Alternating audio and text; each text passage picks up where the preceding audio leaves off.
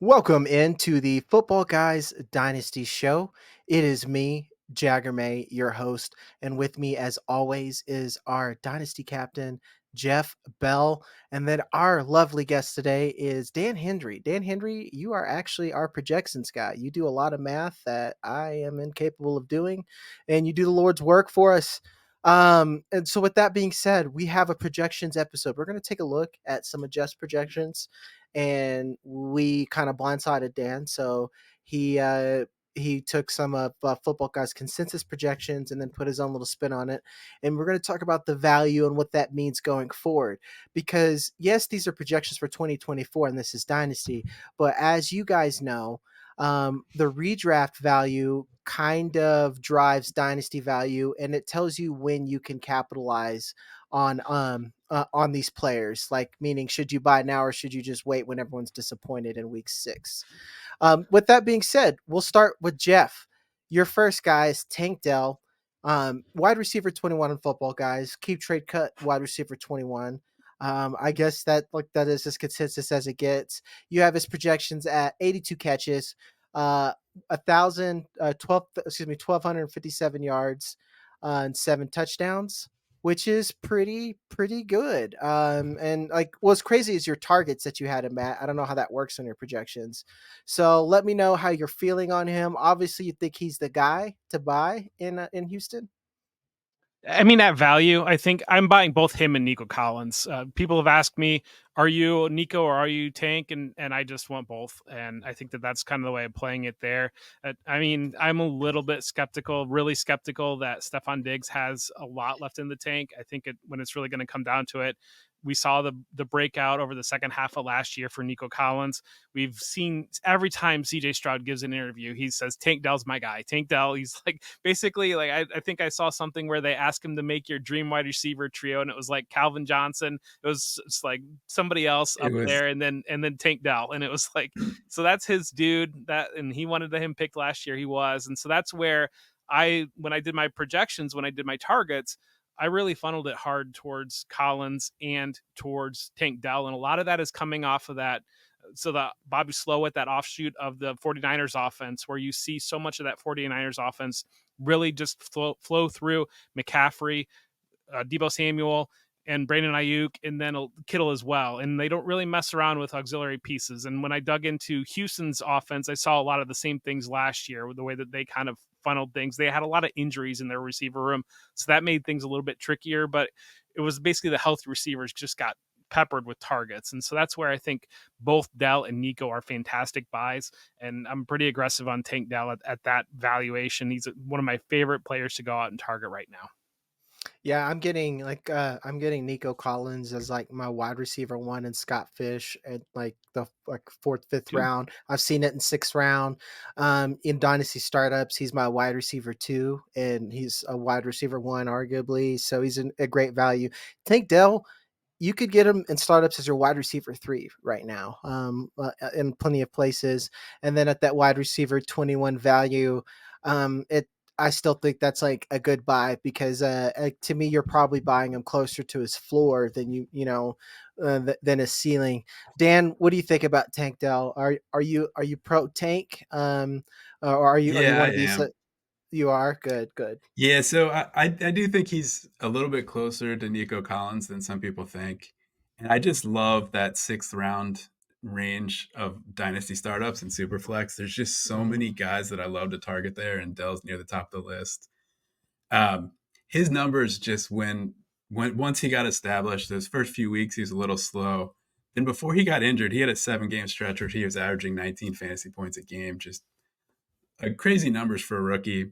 And then like Jeff mentioned too, like Stroud can't stop talking about him. I think I actually watched the podcast that he did with Micah Parsons, and he was saying they were kind of going through like if Micah Parsons could have his dream defense and Stroud could have his dream offense, like how would they do it?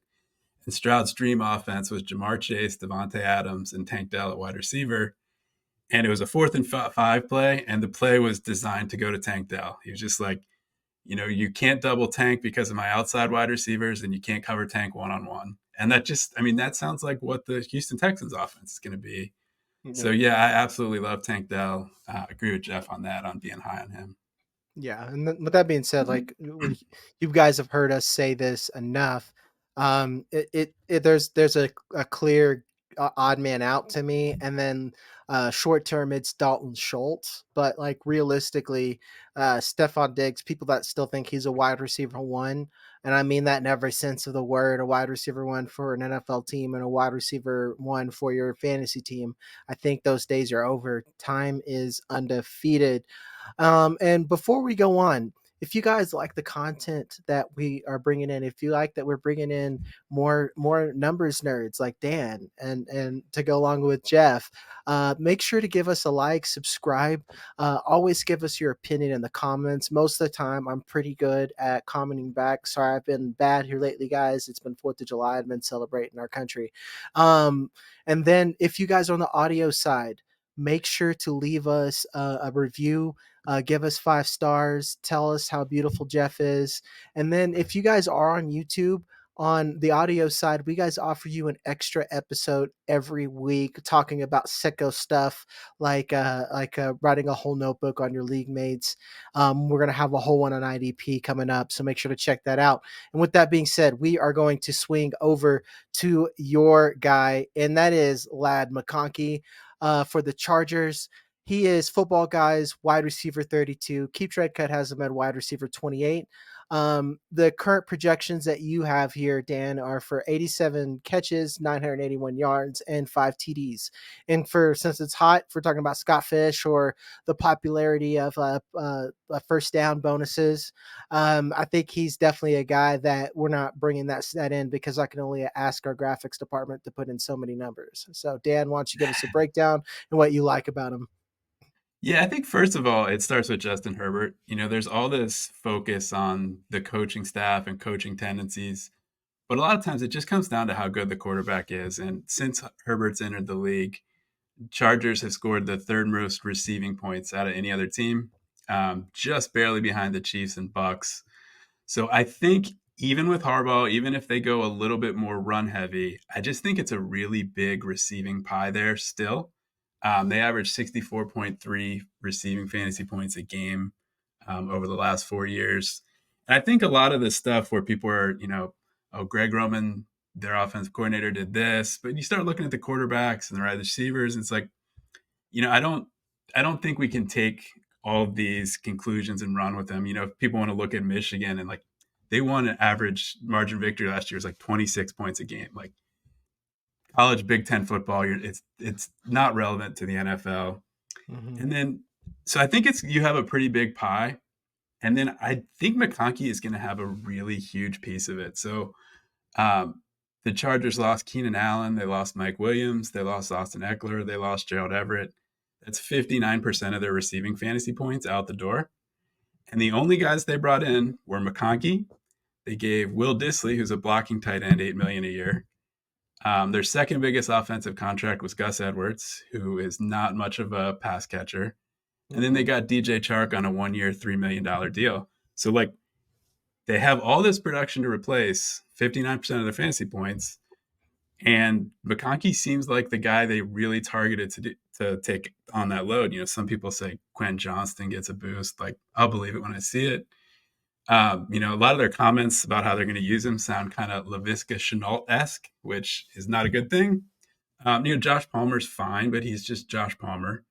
So I think there's a very good chance that Lad McConkey comes in and gets 25% of the targets from day one and is an instant impact fantasy wide receiver too. One of my favorite articles I've read all offseason, Matt Waldman did a From the Gut a couple weeks ago about McConkey.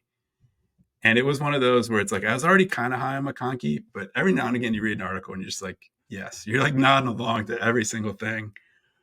And Matt had some great stats about how Greg Roman's offenses typically feature the slot receiver. Greg Roman's offenses, even with bad quarterbacks, have produced a wide receiver 2 for fantasy in over half the seasons. And some of the quotes coming out about McConkey and just how ready he is are super impressive. Where Justin Herbert's saying he's like a 4 or 5 year vet. Like, this is the guy that's going to be featured in that offense. And I don't think the offense is going to be quite as boring and run heavy as people think, because I believe Harbaugh is a big Justin Herbert believer and that they're going to throw the ball a little bit more than people think. Yeah, So and right it's now, no, go ahead. I'm sorry. I was going to say, so like I've been doing some dynasty startup auctions, and McConkey's one of those guys where just like, I don't care what you're going to put, I'm going to hit that +$1 button each time. He's one of the very few guys where it's just like, I might have kind of a price on him, but my price is just whatever it takes to get him. I'm a believer. Yeah. Yeah, that makes a lot of sense. And like what I like a good point that you brought up. People they want to bring up passing volume and talk about that, but like for one, there's the targets are really only going to go to three places.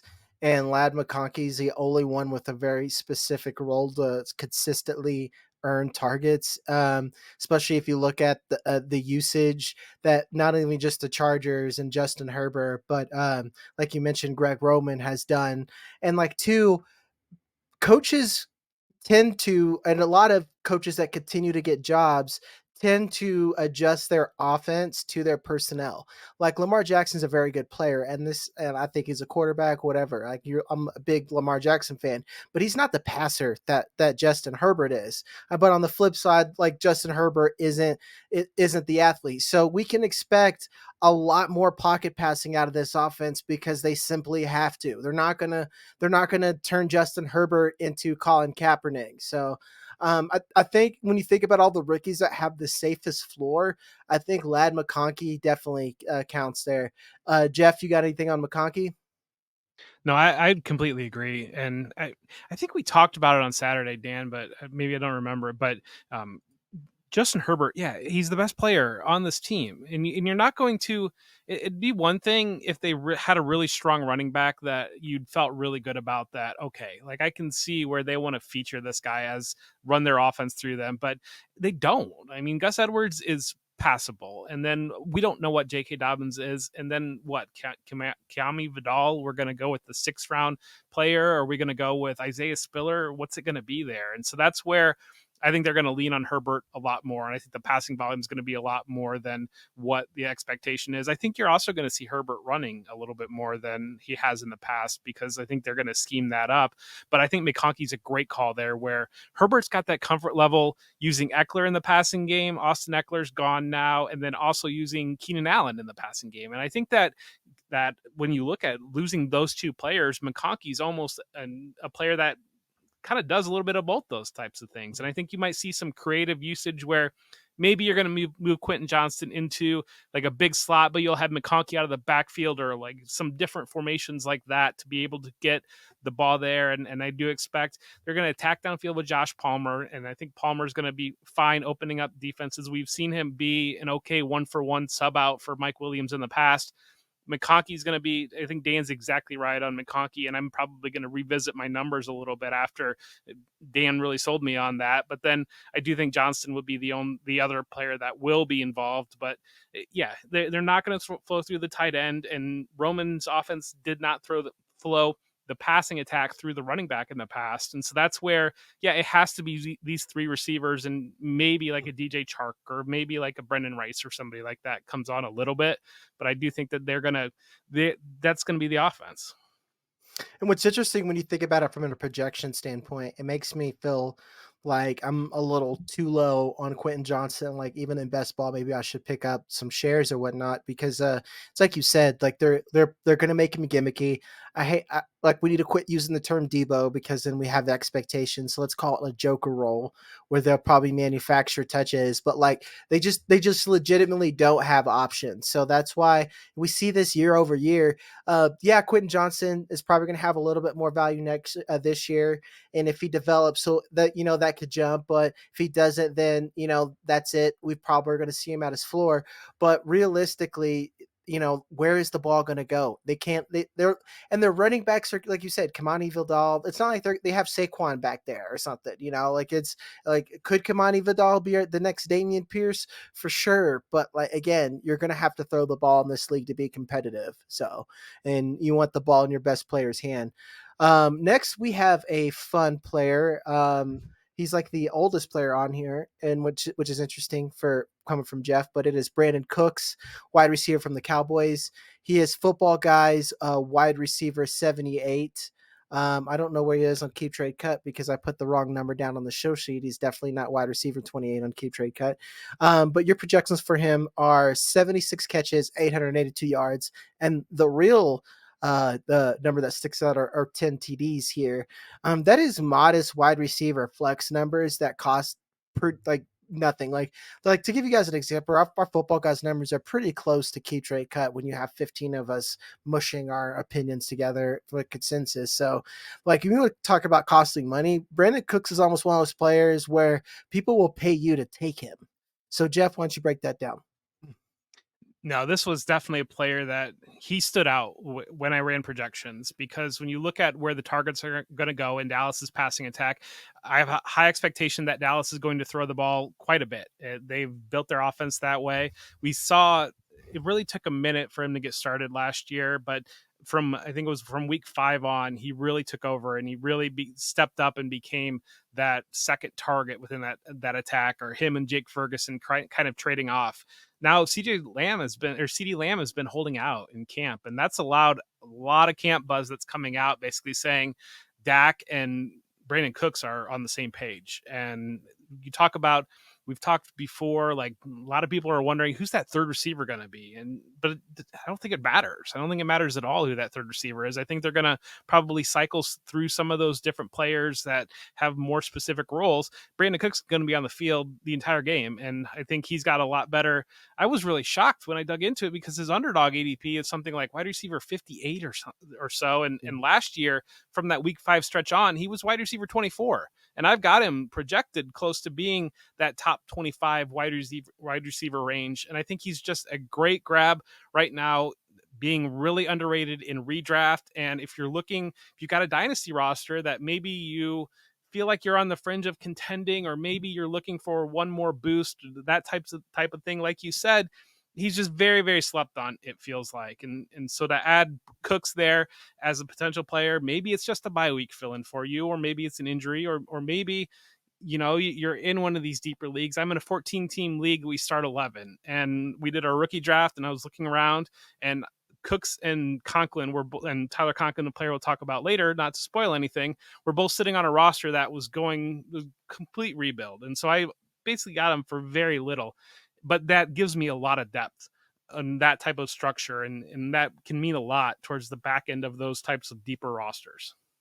Yeah, and he's a player that I think any roster, except obviously a rebuild, you should buy him. Like, you, even if you think I got a lot of wide receivers, get him now on your roster while he's cheap, because in season you could see that price raise up. Moreover, football in general is a game of attrition, and thus making fantasy a game of attrition, and depth matters. So having free depth it makes sense. What do you think about Cooks, Dan?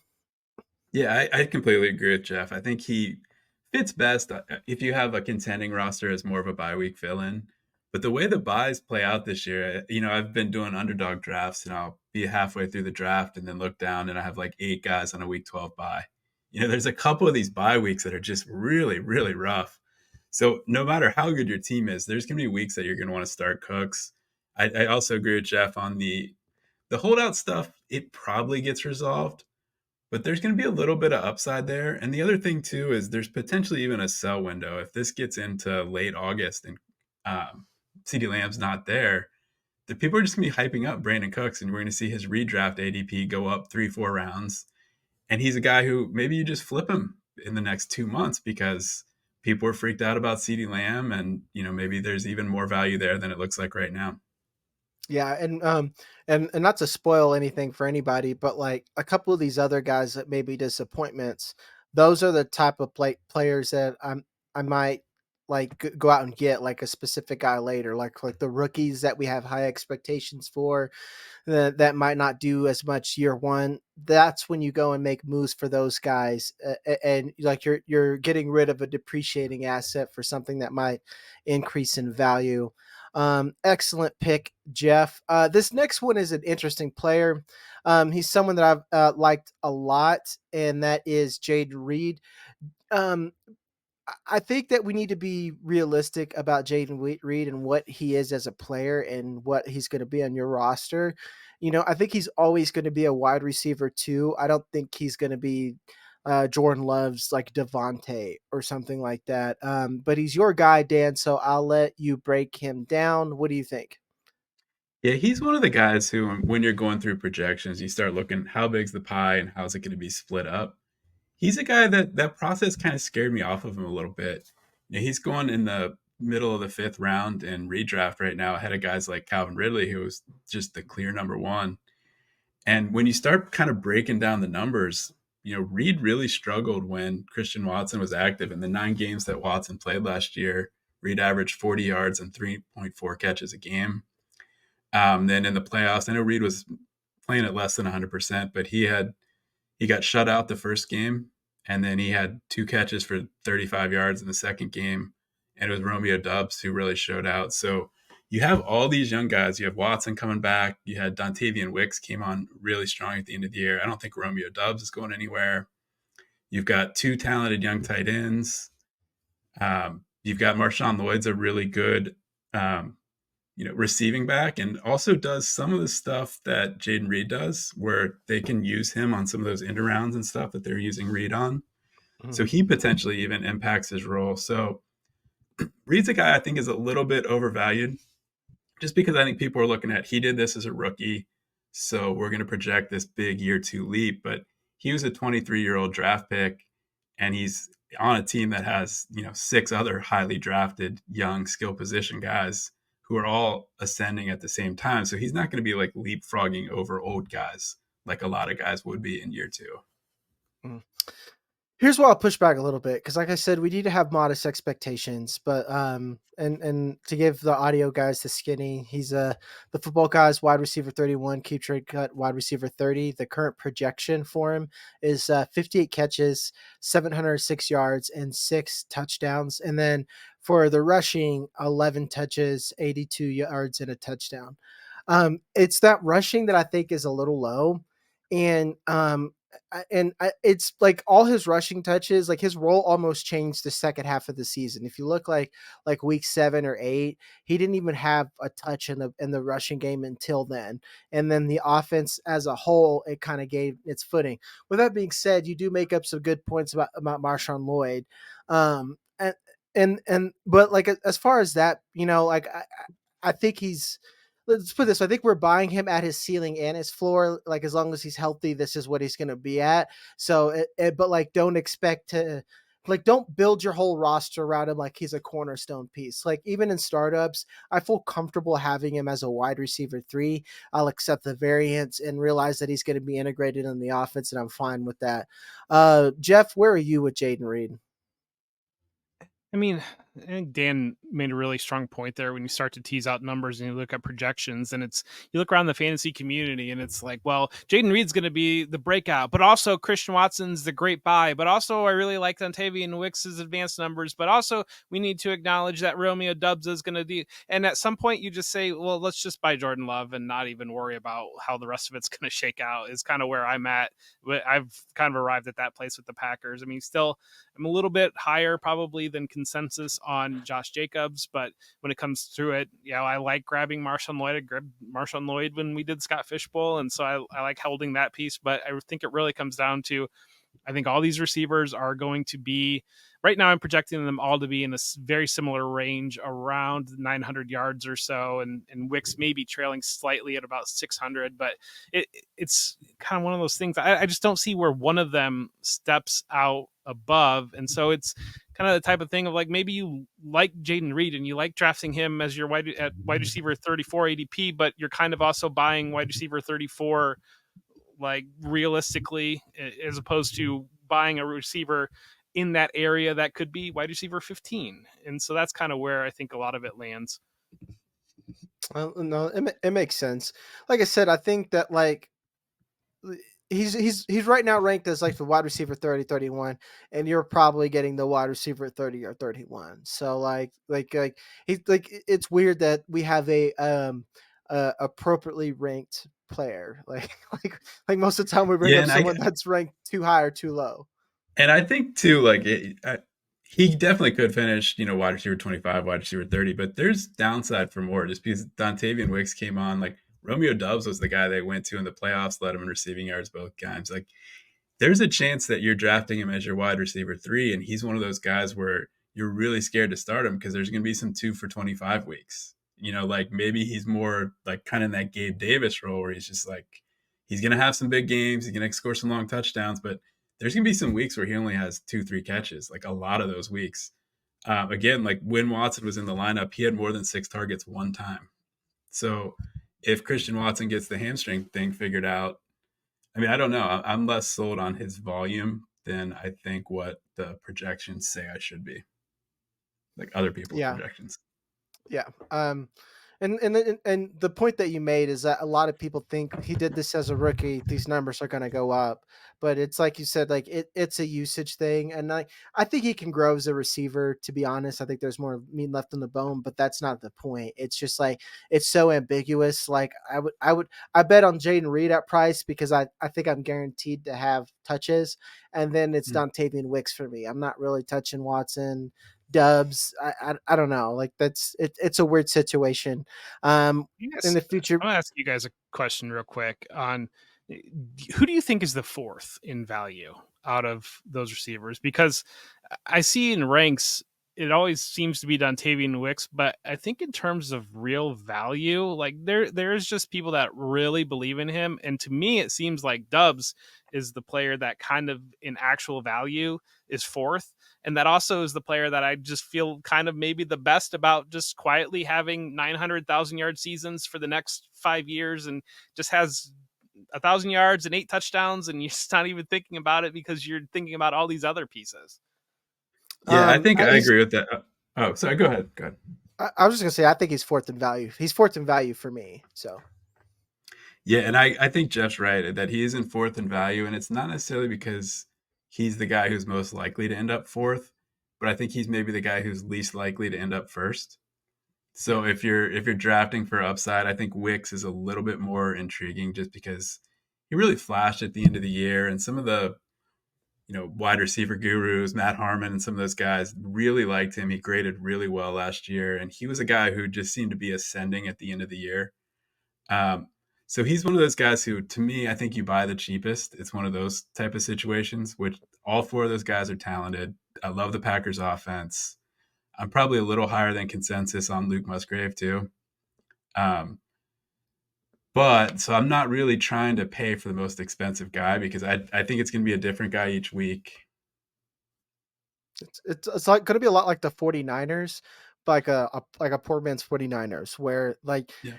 we can't expect them, and maybe they do. Jordan Love looked good towards the end of the season, but like I just don't think that there's not a Brandon Ayuk. They don't have that, and they don't have a George Kittle yet. Anyway, so Right. like that's why I'm saying it's like a poor man's offense.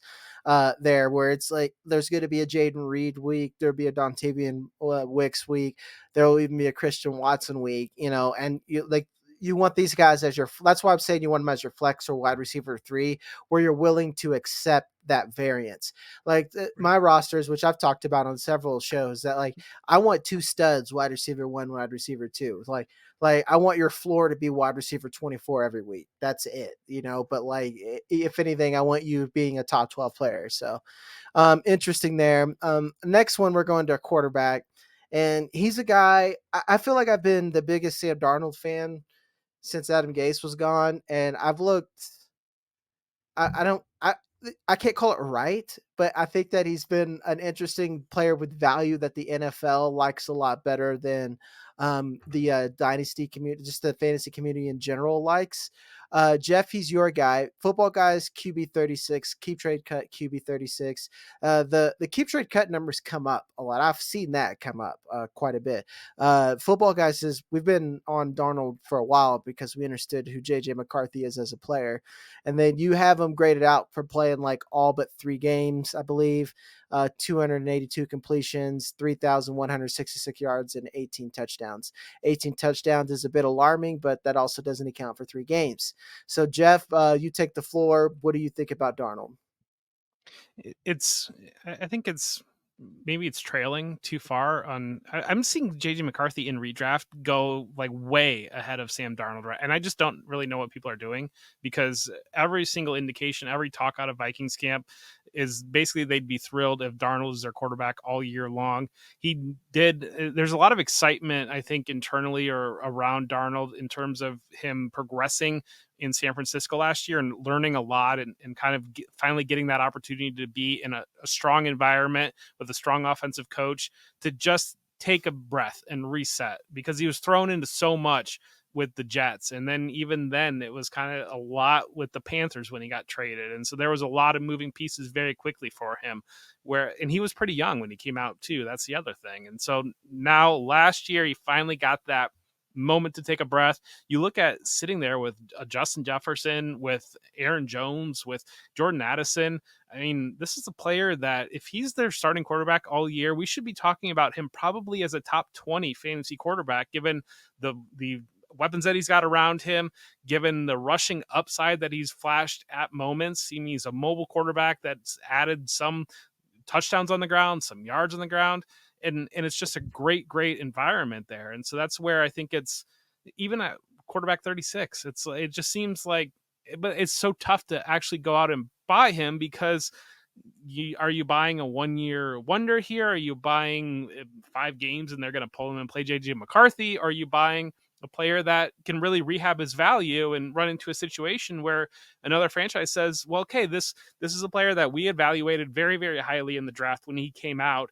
Now we feel like he's finally got his feet underneath him, and we can move forward with him as a quarterback in this league. And so that's where it's all over the board there. But I think that he is a player that, if you're able to, you should be aggressively looking to target. Yeah. And to answer your question, for a real life scenario, like I have a team where, I have many teams with Justin Fields because, to quote Homelander from The Boys, my idiot brain has been effed by stupid. But so I have JJ McCarthy, and because that roster was kind of drafted to be win now, I'm willing to pay a th- right now. I'm willing to pay a third plus to get it done for Darnold. The third ain't doing it for people, but I can't quite do a second. But let's put it this way: as soon as he is announced the starter, that is a guaranteed second round price, and then in Superflex, you're paying that. You're paying that. Like, we've all paid second round price for a quarterback that we know isn't going to mean anything as soon as week 17 is over. And that's what you have to do sometimes. NFL teams do it. And like you'll hear me say, by proxy, our game about a game kind of emulates life. So I'm here for it. And as someone who kind of understands the game of football, if you knew better, you knew JJ McCarthy needed work, and a lot of his stat. Like, well, look what he did on third down. It's like, okay, man, that's like super extrapolation. That's like one play in an offense that threw only 3 times. So Dan, where you at with Sam Darnold? Yeah, I'm totally there with Jeff. I think this is a top five, maybe top 10, but definitely top 10, maybe top five. I guess what I'm trying to say. Situation for a quarterback. Just they have the Mhm. weapons. They have 2 elite offensive tackles. It's a super pass heavy offense. Uh, just all the pieces are around him for success. And I think another nice thing too is I think one of the things that helps him as a fantasy quarterback is he's kind of a gunslinger. He takes unnecessary risks. He's going to throw some interceptions that hurt his team more than they hurt your fantasy team. But, he's still going to score fantasy points. Like Jeff said, he has top 20, top 25 realistic upside. If you're in a 12-team superflex league, there's not 36 starting quarterbacks, and everyone wants 3. So Mhm. he's a guy who's going to have value. Just the math adds up there. And then, there is some potential long-term upside. I mean, Gardner Minshew just got signed to be a starter. Yep. So even if J.J. McCarthy kind of develops over the next year, maybe Darnold finds a spot somewhere else, especially, this next quarterback class is looking kind of weak. It's not going to have 6 rookies in the top 12. So some of these kind of retread types might be in a little bit better spot next year than they were this year. Yeah, that's actually an excellent point, because then you got like your Jacoby Brissett's, your better versions of Luke McCown and Josh McCown, where you have these mercenaries where you know that like you can at least have someone who can drag you above 500 or something, or get you into the playoffs depending on how your team's built. And then another point, like you said, clearly. anyone who runs this Shanahan West Coast outside zone loves Darnold because he does what it's like we say about Brock Purdy. He's not special, but like these systems for these particular quarterbacks, they make it incredibly easy, and that's just something that like you got to be willing to pay. Like guys, you won't care that you burned a second on Sam Darnold when you're counting those league winnings until like you're always going to hate that you traded a pick in your rookie draft. You're just going to have to shove past that. But like, that's going to be a late second anyway, if you're winning. So I think that's an easy buy and someone that you probably, and I'm kind of talking to myself through this, you probably want to overpay now before you're going to have to pay the actual price later. Like the overpay now will hurt less than that second rounder. There's going to be someone in your league that's going to try to gouge you for a late first, so just be prepared. The next one, we got a Cincy guy, so we got a Cincy player. It is T. Higgins, popular guy on the show here lately, but he's been intriguing because his value is just it's hard to gauge. Football Guys has him as wide receiver 18, keep trade cut wide receiver 24. Your projection for him is 85 targets, or excuse me, 85 catches, 1,164 yards, and 8 touchdowns. That sounds pretty good to me. That's a wide receiver I want who's attached to a guy who's, depending on who you talk to, is either fine or his elbow's about to die from gangrene. Dan, you break it down. Yeah, so I think you see some projections that have T at 20% or less. I think he gets up to 22 to 23% of the targets. And I think part of what that is I think people are maybe underestimating how the switch from Tyler Boyd to Jermaine Burton changes the dynamics of the offense. Um, Tyler Boyd, just to kind of go all the way back to his college stats, his last year at Pitt, he had 91 catches, 10.2 yards per catch. Like he's just this underneath target hog, but he's not a guy who's going to get deep down the field and force you to put any more than one man on him. So he was a guy who allowed teams to kind of cloud cover both Chase and Higgins and try to take those guys away a little bit. And Burton's the complete opposite. His last year he only had 39 catches, but they were 20 and a half yards per catch, sixth most in college football, where he's this dynamic deep threat who, even if he's in the slot, is going to be a guy that teams have to keep an eye on their safeties. And I think it's going to open things up a little bit for both T and Jamar. And I think Burton might end up being one of those guys. I do like him for fantasy, but more in the future. I think this year he's going to be one of those guys who's more valuable to the Bengals than he is for fantasy. I think maybe he's being over projected just a little bit. I think he's going to be an impactful guy for the offense, but I don't think he himself is going to get quite as many targets as some people are projecting. And then the other thing that I think maybe works in Higgins' favor just a little bit is that, with Burrow being injured last year, people kind of forget how good Burrow can be. He was he was healthy for 5 games last year. He got off to that slow start. Then he had a 5-game stretch where he faced some really good defenses. And in that 5-game stretch, right before he got injured, he was so hot. He was on pace for 5,000 yards and 41 touchdowns. And, putting 300 yards on the Chiefs, the 49ers, the Bills. Like he really got hot for a stretch there. And the Bengals offensive line looks better. I think Burton makes them more dangerous overall. I just think this is a passing offense that people are going to want a piece of. And I think it's Chase and Higgins. I think even more so than in the past, those guys are going to dominate the overall target share. And I really like Higgins as a guy who is going in the 4th round this year after going in the 2nd round to redraft last year. And he's another one of those guys who's going all the way in the 5th or 6th round of Superflex startups where now that I'm doing some auctions, when I was doing these startup drafts, it's like, when they say the airplane goes down, build the whole thing out of the black box. Like, I just want to build my whole team out of these 5th and 6th rounders. Like, give me McConkey, give me Tank Dell, give me T. Higgins, give me TJ Hawkinson.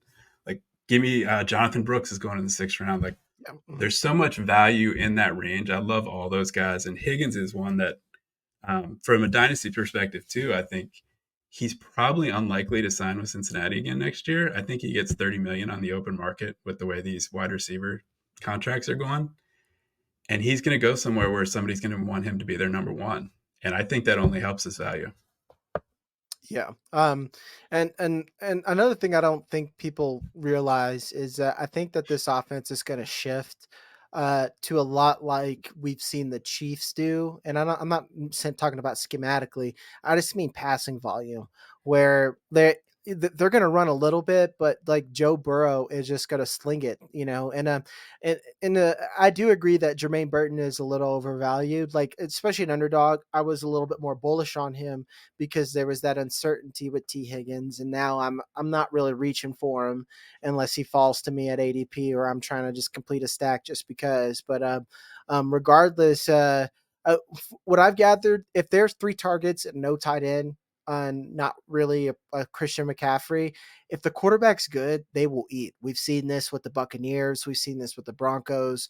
Like Joe Burrow is a Hall of Fame level quarterback that can support 3 people, and a team is willing to let him throw it 30 or 40 times a game. And like, none of us are doctors, so I'm not really one to try to project based on injury unless it's like a Nick Chubb situation.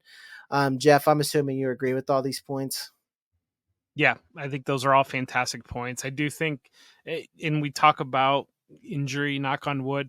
If Jamar Chase were to miss any time at all, T. Higgins in this offense would be a top 5 fantasy wide receiver. I mean, right there, it would be a league shifting type of a thing. And so I think that it's just a great value to go out and grab. And I think Dan's exactly right. We talked about it even on our last show that we did with Russ and Rocky, the trade addicts, and kind of working through some trades there. We talked T. Higgins there, and you go back and talked about that scenario that Dan laid out, that he hits the open market, he's going to get a massive contract, and there are some really interesting landing spots that would just be a huge boon to his value, I think. And it's, we end up being out of sight, out of mind, and we don't want to buy. We want to fade uncertainty when it comes to dynasty, especially.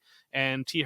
Higgins has been as uncertain as they come over the last year or so. But yeah, we know this is a talented player. We know that he's in a high end offense, and its value is only going to go up from here.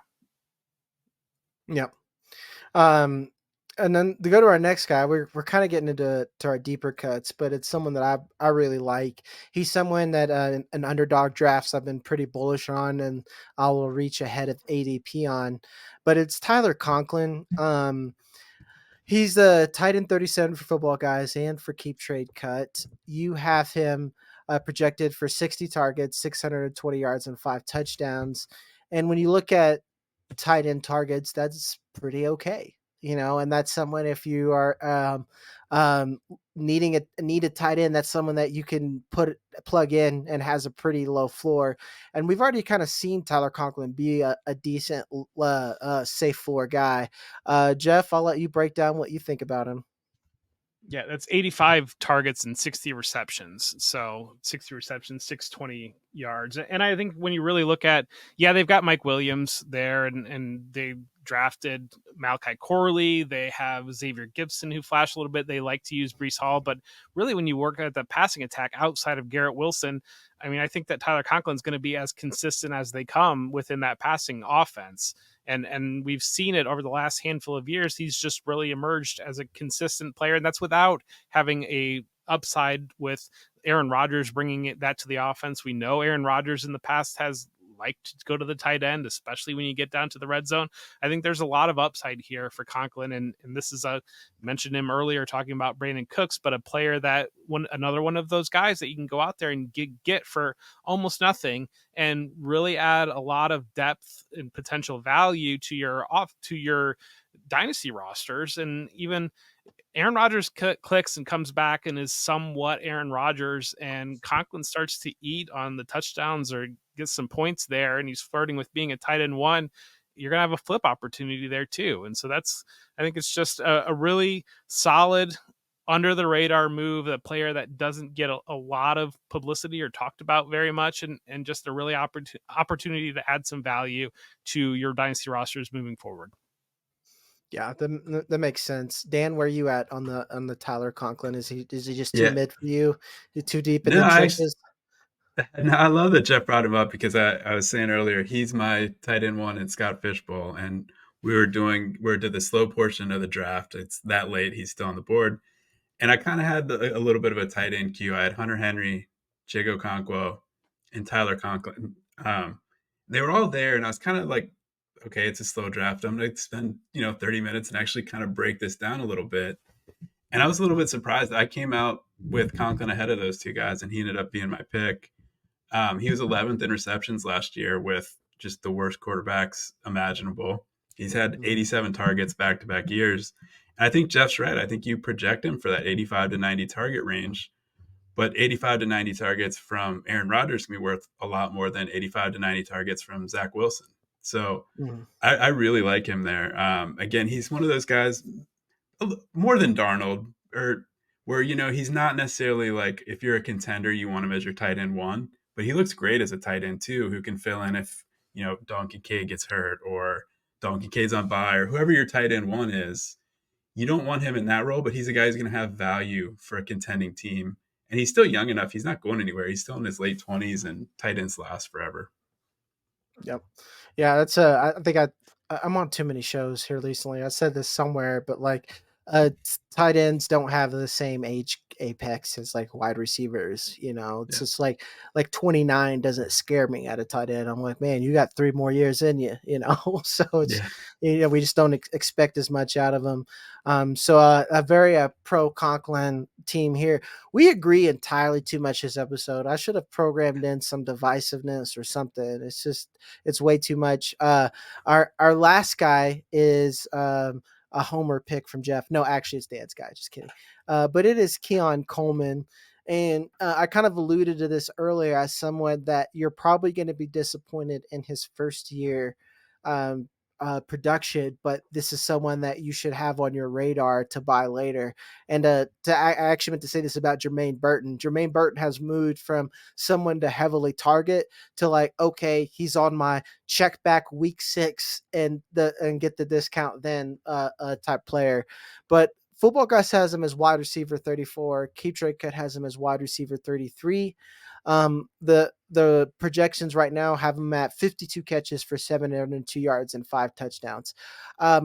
Especially in PPR, that I think that was like 9 points per game, which is not terrible. That's like not Quentin Johnston, but that's not that to me. That isn't indicative of his current market price. Dan, why don't you let us know why that is entirely too expensive right now? Yeah, I am kind of curious. I know Jeff is a homer, to kind of hear his thoughts on this, but I think one area where Jeff and I agree is that Dalton Kincaid's going to be the guy there as the most likely wide receiver one, essentially. And then the other three wide receivers, we were kind of breaking this down again. When I do these things, I kind of think about it like, how big is the total pie, and then how are we splitting up those slices? And the Bills have a lot of mouths to feed when you start thinking about, they have a guy emerging as potentially one of the best tight ends in the NFL, and Dalton Kincaid, a really solid backup in Knox, a pass catching running back in James Cook. And then they have three wide receivers who are all very solid, talented guys. So once you start breaking down, if 30% of the targets go to the tight ends, another 15% to the running backs, another 10% or so kind of scattered around between the wide receiver fours and backup running backs and those kind of guys, there's only about 45% of the targets left for the wide receivers. So unless one of those guys really separates from the pack, you're looking at each of those guys, Curtis Samuel, Khalil Shakir, and Keon Coleman, at least for this current upcoming season, only looking at like 15% of the targets each. And it's going to be really hard to put up starting fantasy numbers with that kind of, piece of the pie. And then I also think there's a little bit of, I don't know if like maybe minor fantasy concern in terms of whether the Bills end up being a little bit more run heavy. When they started the year 6-6 last year, they were averaging 38 attempts per game. And then they got hot and ran off that 5-game winning streak at the end of the year and averaged 29 attempts a game.